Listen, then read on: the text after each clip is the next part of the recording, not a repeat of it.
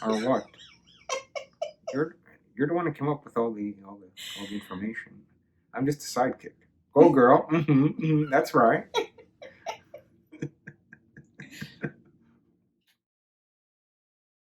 Hello, everyone. Welcome to episode two.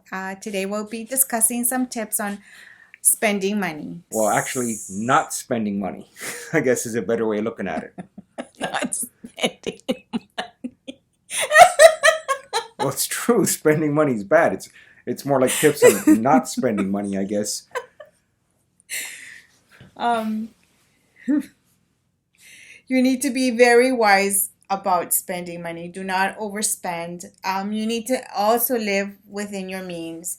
Avoid trying to get into any debt. That means no temptation when you go to pay. They usually ask you to get credit cards. Would you like to apply for this credit card? Avoid that temptation. That is a no no. If you do not have the money to pay right then and there, don't spend it. You don't need it. Some tips about saving money: you can use coupons, check for sales, use generic names as opposed to the brand names, and learn how to bargain. Learning how to bargain really saves you a lot of money. You have a lot of experience in that. I always recommend being prepared to walk away from the deal. And you can always ask for a discount. And most companies or large ticket purchases, they will give you a discount because, I mean, most people are not too greedy, right? Some are, some aren't. But I mean, if you're fair with them and they're fair with you, you can save quite a bit of money that way.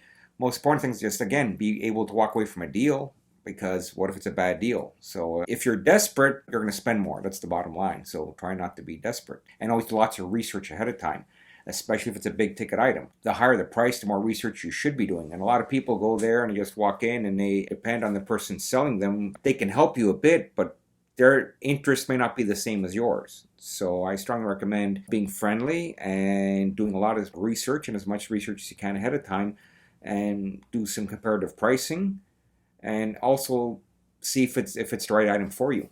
It's always best to know what you're getting, especially again when you're spending a lot of money. Credit cards. My advice on credit cards is pretend it's attached to an electrical wire, and every time you take it out, you're gonna get a major shock. Right? Every time you swipe in that machine, you're gonna get zapped. That's what I strongly recommend. Do not use credit. Avoid credit cards like the plague. Okay, pretend there's acid being thrown on you every time you get a credit card. Just avoid them like the plague. That's all I can recommend with credit cards. Nothing good comes from them. So One thing that I've done a lot, I go to the Goodwill. I've found a lot of good bargains at the Goodwill. I found a lot of nice vases at the Goodwill. They're like $2, $4, and they're really, really pretty. You just have to go through all the items and make sure that they're okay. I've even gotten some shirts and some pants. I used to get stuff for the kids because clothing is the kids grow out of the clothing so fast. Clothing sometimes is very expensive at the stores, and you can find nice stuff, brand names, Oshkosh. A lot of people, just give it away, give it out to the Goodwill. And I've found that even the thrift stores, we used to have a thrift store that you can find a lot of different pieces, really nice dresses, like even they're retro, but they're still nice stuff. So you can go and buy stuff at the thrift store, at the Goodwill, and once you're done with it and you don't like it anymore, you can donate it and get a new one. one thing you should take into consideration is hidden costs. A good example is a car. Let's say you can afford $500 a month for a car, including all the expenses for the car. But if you have to pay $150 for insurance, plus another $50 a month for gas, plus another $50 an average per month, including the sticker for the car, the state inspection, maintenance, oil changes. So if you add all that up, you're spending quite a bit of money. So let's say you spend 150 plus 50 plus another 50, also you're up with $250 a month. Then you need 250 for the car. Now, if you spend 500 a month for the car, what about the rest of the money for the insurance, the maintenance, gas, and everything else, right? What if you have a long commute and gas is more like $100, $200 a month? right? A lot of people just look at the price of the car and forget about all the expenses afterwards. Insurance is not cheap for most people. Gas is not cheap for most people. Add all that up, and that's almost half your monthly expense, and that doesn't include the price of the car. So that's one thing you should seriously consider. With a home, there's maintenance involved. Also, there's insurance. There's a lot of other bills, electricity, water, appliances, repairing them, replacing them every so often. There's a lot of hidden costs. Repairing the roof, lawnmowers. And if you're renting, there's maintenance fees. And the most important thing you could do is learn about hidden costs before you purchase, not finding out the hard way after and you don't have any money. That's probably a very wise thing to do, is do a lot of research on the hidden costs, not just on the cost of the one ticket or one item that you're buying, because most expensive purchases tend to have a lot of hidden costs involved. Another thing that I find that we buy a lot of electronics, they break, of course, and sometimes they break before they're, 1 month into it and it break. You just get a lemon. They always try to sell you the warranty. The warranty on Extended this, there's warranty. extended warranty on that. That if you got warranty on every single item you get, how much more are you're gonna spend even more money on that item. So avoid trying to buy the extended warranty on the car, because really when you look at it, the warranty doesn't even cover what the car is gonna break. If you really look and read the warranty on it, it's not gonna cover what it's gonna break on the car. So it's useless to get a warranty that you're not even gonna use anyway. Well, an example, I remember one time looking at a car, the extended warranty, and it's like $3,000 or $4,000 for this warranty, and it covers stuff like if the engine block breaks, right? And I go, okay, or the crankshaft engine block, like really big ticket items if they break, but how often is your engine block crack on a car that's not that old?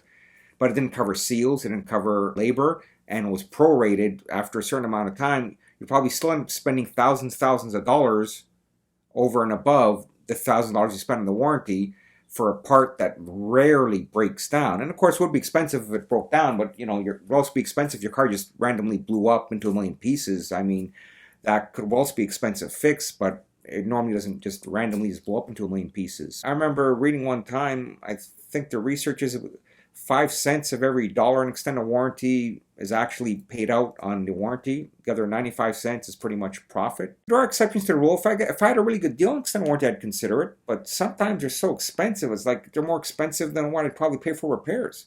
I think one time actually the extended warranty was because it was on sale. The price of the warranty was the same price of the item, and I go, I'll just buy two of them. It's cheaper than buying the warranty. It just seems crazy. I know it sounds funny, but some of them are insanely priced. Now, if you had a really good deal, I would recommend extended warranty if it's really, really, really cheap, right? Like a very small percentage, but usually they rarely are. If you have any ideas on how to save money or any tips, please write them in the comments below. And if you have any questions, please write them in the comments below. So this way we can answer them. And also, I'm always looking for ideas. That's the other thing. Always look for ideas on how other people save money. If you have any advice, I'm willing to listen to it. So you can write in the comments below. I like reading ideas that I haven't thought of yet. I mean, that's the things that have an open mind.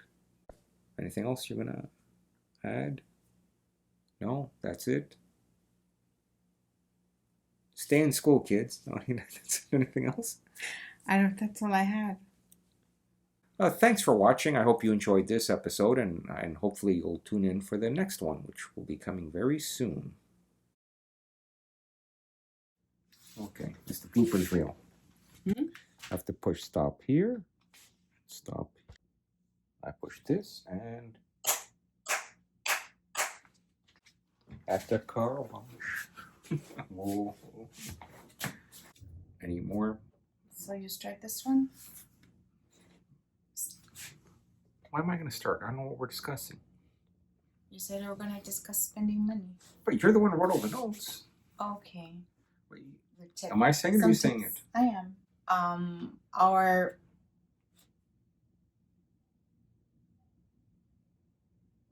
Or what? You're the one who came up with all the information.